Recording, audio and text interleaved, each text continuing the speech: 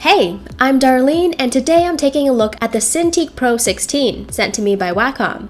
As the name suggests, this is a 16-inch display tablet. It's my very first time testing any display tablet from Wacom. Now this is the Pro Pen 2, which has an eraser on the end, the same stylus that comes with the Intuos Pro tablet that I did a review on at the beginning of the month. It's a really awesome stylus. In this compartment, we have a pamphlet about the Wacom link adapter, a very thick cleaning cloth, and a power cable.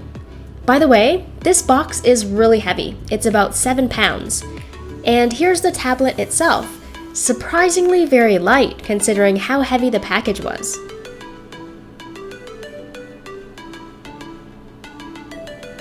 The back has 2 built-in legs, a grill, and I think these slits are for attaching the legs from the older Cintiq model.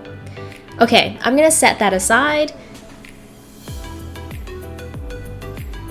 Under this sexy semi-transparent sheet, we have more cables and accessories. I want to do a quick comparison. So I've been using the Wacom Intuos Pro tablet for the past year, and it's been a great tablet. It doesn't have a display though, so when I'm drawing, there's a bit of a disconnect since my pen is drawing on one surface, but I'm looking up at another. As I mentioned earlier, I've never tried a Wacom display tablet before, so I'm super stoked for this. Really surprised at how thin and light the Cintiq Pro is, considering it's a display tablet. At the bottom, they're almost comparable in thickness.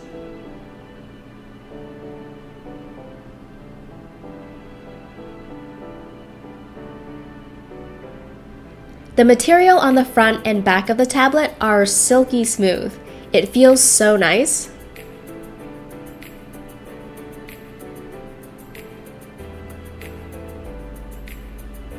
This is the pen stand, which comes with extra pen tips and a remover tool.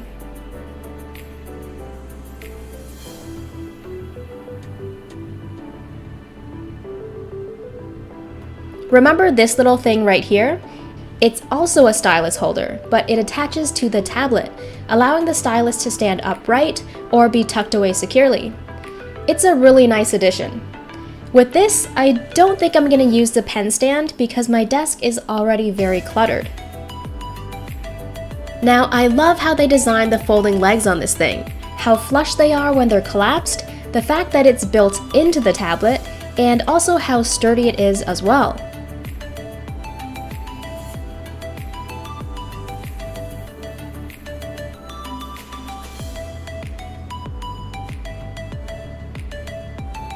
Okay, let's set this thing up. First, I'm going to plug everything into the Wacom Link Plus.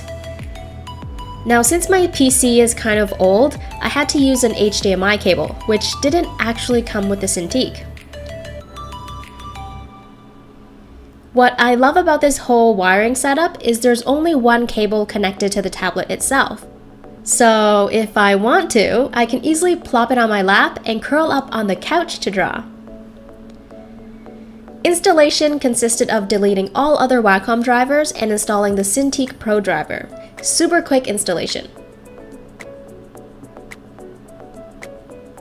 The colors on this device are vibrant and the screen is very bright.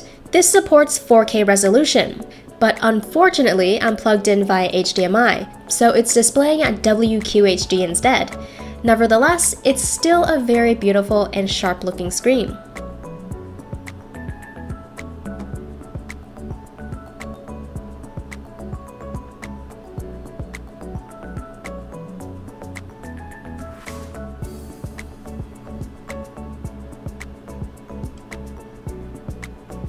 Time for the drawing test.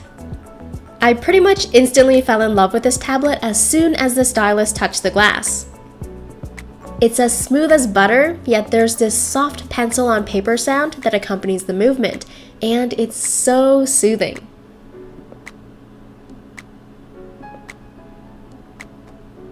I could draw squiggles all day long. I'm not joking. It's like self-induced ASMR. The Pro Pen 2 has more than 8,000 levels of pressure sensitivity. It's very easy to make thin, light lines, and since I'm a light to medium sketcher and like to focus on drawing the tiniest of details, I think it should complement my drawing style very well. Again, I can't get over how effortless it feels to draw with a stylus, and on this particular screen.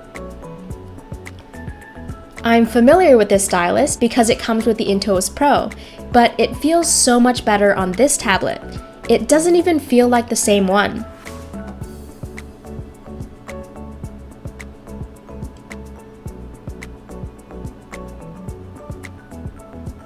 Anyway, tilt sensitivity is great.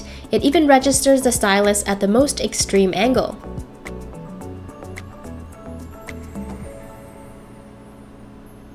Now it's time for a speed drawing. The reference image that I'm using for this is pulled off of Google, and I'll credit the artist down below.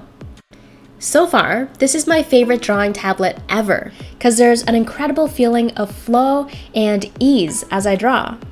Now it obviously beats the Intuos Pro because it has a sweet screen that I can draw on directly. When I'm working digitally, I almost always start my sketches in pencil first, but with this tablet, I really think the experience beats pencil and paper by a long stretch. But maybe I'm speaking too quickly. This is just a really quick test anyway. I'll have to do a longer 3 to 5 hour portrait for a more detailed opinion on this device. That will come in the form of a part 2. Something I think could be improved so far are the rubber grips under the feet, as there is a tiny bit of sliding.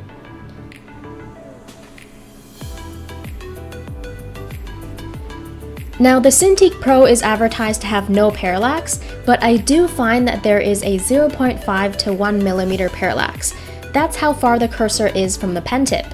So far with my initial drawing test, consisting of scribbles and quick sketches, it hasn't been an issue for me. And as I'm sketching naturally, there's no noticeable lag.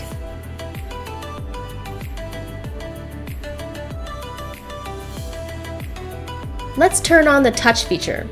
In the tablet properties window, I found some really cool gesture controls. With different swipes, taps, and number of fingers, I can access handy shortcuts. My favorite is this one, calling up the on-screen keyboard by tapping all 5 fingers at once. With touch switched on, I can resize my canvas and move it around with 2 fingers. When the pen is in use, the touch feature becomes disabled. It also rejects my palm and doesn't create any unwanted marks when I move it across the screen. Also, if you haven't noticed, I've ditched my smudge guard glove because the tablet screen is so heavenly. Like, unless you have sweaty palms, I can't imagine how anyone could wear a glove while working on this tablet. It's like a sin. It does pick up a lot of oil, but the cleaning cloth does a pretty good job at removing them.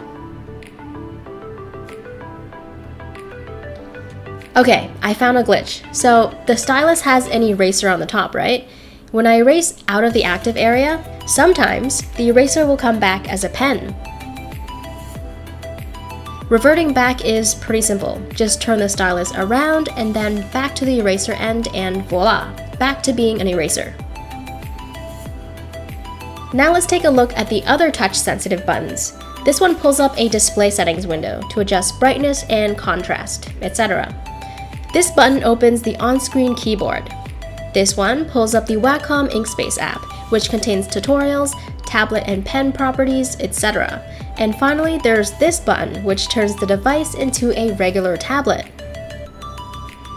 With this switched on, I can use it just like the Intuos Pro tablet, and the gestures work as well.